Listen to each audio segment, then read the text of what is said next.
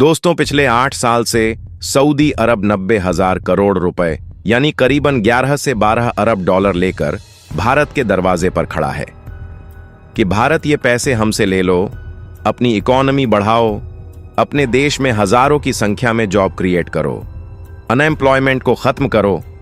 लेकिन भारत से मस्त नहीं हुआ। भारत ने उसमें से एक चवन्नी तक नहीं छुए। क्यों?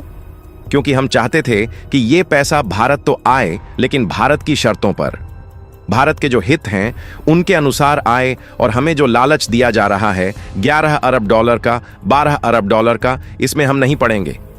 हम पैसों से अपनी इज्जत नहीं तोलने वाले। और आप जानकर हैरान होंगे कि सिर्फ लालच नहीं दिया गया भारत को। अब से 2 साल पहले सऊदी अरब ने भारत को डराने की भी कोशिश करी। कैसे? ये सारा इन्वेस्टमेंट वो पाकिस्तान के पास ले जाने का ड्रामा करते रहे। पाकिस्तान की अलग अलग सरकारी ऑयल कंपनी को कहा कि हम आपके साथ ये डील करेंगे। पाकिस्तान की सरकार को भी लालच दिया, जिससे कि भारत सरकार को डर लगे कि यार इतना सारा पैसा हमारे देश में आ रहा था, अब हमारे दुश्मन देश के पास जा रहा है, इससे हमें जियोपॉलिटिकली नुकसान होगा। लेकिन भारत डरा नहीं, अड़ खड़ा रहा, सजग रहा। और आज उसी की बदौलत सऊदी अरब भारत के सामने झुका है, भारत की शर्तों पर मानने को तैयार हो गया है। और अब पाकिस्तान जा रहा ये सारा इन्वेस्टमेंट, जो कि पाकिस्तानी रुपये में बनता है करीबन 3 लाख करोड़ से भी ज्यादा, और भारतीय रुपये में करीबन 90,000 करोड़, और डॉलर में बात करें तो करीबन 11 से 12 अरब डॉलर, ये अब भारत में इन्वेस्ट होगा। लेकिन ये पूरा मामला है, क्या मैं आपको विस्तार से आसान भाषा में समझाता हूं? देखिए, 2017-18 में सऊदी अरब की सबसे बड़ी तेल कंपनी अरामको, जो कि दुनिया की सबसे ज्यादा बड़ी कंपनी है, वो भारत के पास आई कि हम आपके देश में करीबन 90 लाख करोड़ यानी कि 11 से 12 अरब डॉलर की लागत से एक रिफाइनरी बनाना चाहते हैं। आप इस रिफाइनरी को बनाइए और फिर उसके अंदर जितना भी पैसा लगेगा, 90 लाख करोड़ या 1 लाख करोड़ जो भी लगेगा, वो हम निवेश करेंगे। आप कहोगे कि इससे सऊदी अरेबिया का क्या फायदा? वो इससे क्या करने वाला था? तो देखिए, सऊदी अरेबिया कच्चा तेल बेचता है, यानी कि जमीन से वो तेल निकालता है, उसे बेच देता है। लेकिन भारत जैसे देश क्या करते हैं, उस कच्चे तेल को लेते हैं और फिर अपनी रिफाइनरी में उसे रिफाइन किया जाता है, गर्म करके। जी यहाँ, कच्चे तेल को गर्म करके उसे रिफाइन करके उसमें से अलग अलग प्रोडक्ट निकलते हैं। पेट्रोल निकल गया, डीजल निकल गया, अन्य गैसें निकल गई, यहाँ तक कि सड़कों पर काम आने वाला तारकोल जो होता है, जिसे तार कहते हैं, वो भी निकलता है, मोम निकलता है, बहुत सारे प्रोडक्ट निकलते हैं। अनलिमिटेड पोटेंशियल होती है कच्चे तेल में, लेकिन सऊदी अरेबिया सिंपल निकालकर उसे बेच देता है। फिर बाकी देश अपने अपने देशों में रिफाइन करके उसे इस्तेमाल करते हैं। लेकिन भारत क्या करता है कि अपने आप भी इस्तेमाल करता है उस रिफाइंड तेल को, और दुनिया भर के देशों को बेचता भी है। जैसे कि नेपाल के पास ना तो इतना पैसा है और ना ही इतने रिसोर्सेज हैं कि वो खुद से एक रिफाइनरी बना सके, तो भारत अपने देश में कच्चे तेल को मंगाता है, उससे पेट्रोल डीजल निकालकर नेपाल की जरूरत अनुसार उसे बेचता है, और उससे जो भी प्रॉफिट होता है वो सरकार के पास जाता है।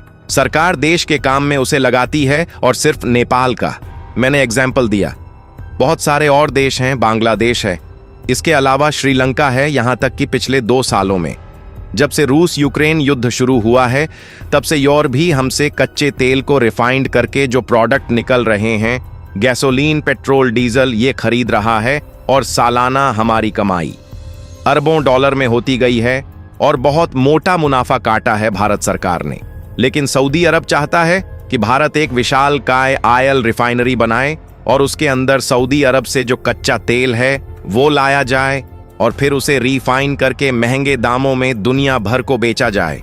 क्योंकि सऊदी अरब को बहुत ही कम प्रॉफिट मिलता है जब वो कच्चा तेल डायरेक्टली बेच देता है, लेकिन जब आप उसे रिफाइन करते हो, प्रोसेसर करते हो, तो आप मोटा मुनाफा काट सकते हैं। तो सऊदी अरब चाहता है कि भारत में ये रिफाइंड बने, पैसा उसका लगे, भारत उससे कच्चा तेल लेकर इसे रिफाइन करे, दुनिया भर में बेचे, और जो प्रॉफिट होगा भारत सऊदी अरबिया से बांट लेंगे। लेकिन इसकी कुछ ऐसी शर्तें हैं जो भारत के हितों के परे हैं। भारत उन्हें एक्सेप्ट नहीं कर सकता। लिटरली उन शर्तों से भारत इस रिफाइनरी में सब कुछ मैनेज करेगा, सब कुछ हमारे जिम्मे होगा, और फिर भी हमें मुश्किल से कुछ ही हासिल हो पाएगा जो भारत नहीं चाहता। भारत पार्टनर वाला बिहेवियर चाहता है, गुलामों वाला नहीं, क्योंकि हम भारत हैं, पाकिस्तान नहीं। इसीलिए भारत ने साफ कह दिया था तभी कि जी देखिए, हिस्सेदारी होगी तो आधे आधे की होगी। पार्टनर्स की तरह गुलामों और मालियों वाला काम नहीं चलने वाला। लेकिन सऊदी अरेबिया पीछे हटने को तैयार नहीं था। अब से 2-2.5 साल पहले उन्होंने हमें डराने की कोशिश करी कि देखो, तुम नहीं लोगे तो हम पाकिस्तान को दे देंगे। ये इन्वेस्टमेंट और पाकिस्तान की सरकारी ओनेल कंपनी से बात भी करनी शुरू कर दी थी। पाकिस्तान को तो आप जानते ही हैं, वो तो पैसे के लिए किसी के सामने भी कोई भी बात मानने को तैयार हो जाते हैं। ठीक वही हो रहा था। लेकिन भारत को पता था कि सऊदी अरबिया कुछ भी कर ले, कोई भी रणनीति अपना ले, पाकिस्तान कभी भी भारत को रिप्लेस नहीं कर सकता, क्योंकि भारत दुनिया का एकमात्र देश है जो अच्छे संबंध अमेरिका और रूस दोनों के साथ रहता है। इसके कारण हम दुनिया में किसी को भी ये ऑनाइल रिफाइंड बेच सकते हैं। पाकिस्तान की ये कैपेसिटी नहीं है। एक बार अमेरिका से कोई धमकी आएगी, पाकिस्तान डर जाएगा। इसीलिए भारत की जियोपॉलिटिक्स का फायदा उठाना चाहता था सऊदी अरबिया, वरना रिफाइनरी तो वो अपने देश में ही बना लेता। और इसीलिए अंततः अब सऊदी अरेबिया को भारत की शरण में आना पड़ा है। आप अपने स्क्रीन पर देखिए, रिपोर्ट आ रही है कि आने वाले 3 से 4 महीनों में पीएम मोदी सऊदी अरब की यात्रा पर जाएंगे और उससे पहले आरामको, जो कि सऊदी अरब की सबसे बड़ी तेल कंपनी है, वो भारत के साथ अग्रीमेंट करना चाहती है। और ये इन्वेस्टमेंट या तो महाराष्ट्र में होगा या फिर आंध्र प्रदेश में। और इसीलिए इस समय दोनों जो अथॉरिटीज है, सऊदी भी और भारत के अथॉरिटीज आपस में तेजी से बातचीत कर रही है और आने वाले कुछ ही हफ्तों में वो एक अग्रीमेंट पर पहुंचना चाहती है, ताकि पीएम मोदी और सऊदी अरेबिया के किंग जब मिले तो दोनों अग्रीमेंट साइन करें और इस डील को आगे बढ़ा दें।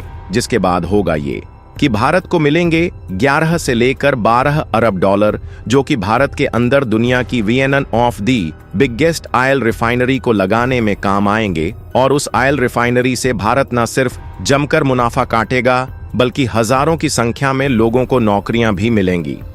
इतना ही नहीं, सबसे बड़ा फायदा ये भी है कि इस डील के बाद सऊदी अरेबिया और ज्यादा निर्भर होगा रेवेन्यू के लिए भारत पर, जिससे कि उसके संबंध भारत के साथ और बेहतर होंगे और वो भारत पर निर्भर भी होगा। इसके अलावा एक फायदा हमने ये भी कर दिया है कि हमने सऊदी अरेबिया की जो इन्वेस्टमेंट की खबरें आ रही थीं कि पाकिस्तान में 11 अरब 12 अरब, उन खबरों को भी नेस्तनाबूद कर दिया है। और पाकिस्तान के जो सपने थे बड़े बड़े इस डील को लेकर, इन्हें भी चकनाचूर कर दिया है। और जिन लोगों को अंदेशा था कि भारत सरकार बेवकूफ कर रही है,